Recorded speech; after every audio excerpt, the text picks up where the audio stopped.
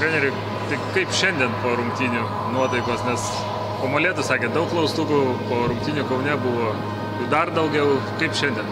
Ar daug dar tų klaustukų liko? Čia jau visą laiką bus. Nebus taip, kad mes žaisim, kaip sakau, viskas sektųs. Aišku, būna tokių dienų, kada viskas sekas. Šiandien mes susigynėm palyginti neblogai.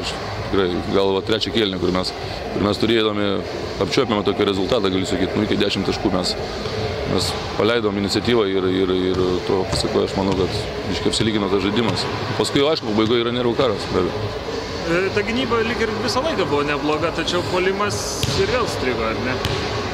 Na, taip, kol kas stringa, kol kas dar nėra tos tokio pojūčio vienas kito. Vis dėlto tai sakau, aš jau pasakiau, kad tai yra nedaroma per mėnesį laiko, per pusantro mėnesio komanda, vis dėlto tai yra nauji žmonės suėję. Palikę iš tos senos komandos tik tai, man atrodo, ne du tik tai iš viso, tai vis dėlto jiems irgi reikia tarpusavį dar daug supratimo.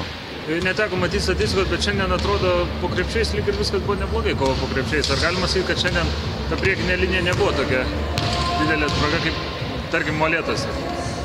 Nu, aš manau, kad mes kažkiek susitvarkėm, aišku, nepilnai. Daugiau, aš manau, kad Sakalų žaidimas buvo paremtas daugiau tokiais atakuojančiais žaidėjais, kaip Sirvydis, kurį mes šiandien tikrai nesustabdėm. Praktiškai, jeigu turėdamas kažkokią galimybę, jisai beveik pataikė viską, ką galėjo. Ar Marijaus Prekevičiaus sugrįžimas svarbus buvo komandai? Be abejo, svarbus. Aš manau, kad svarbus ir jis tikrai dar duos naudos labai daug.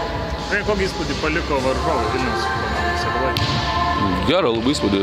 Labiau, kad aš žinau, ta komanda jau nuo senų laikų ir jin žaidžia savo braižą visais metais ir turinti tikrai gerus metikus, turintis centrus. Rolandas Matulis, kuris tiek metų yra žaidęs Kolosijai, dabar žaidžia, jis yra patikimas žmogus, taip kad tai komanda su savo braižu.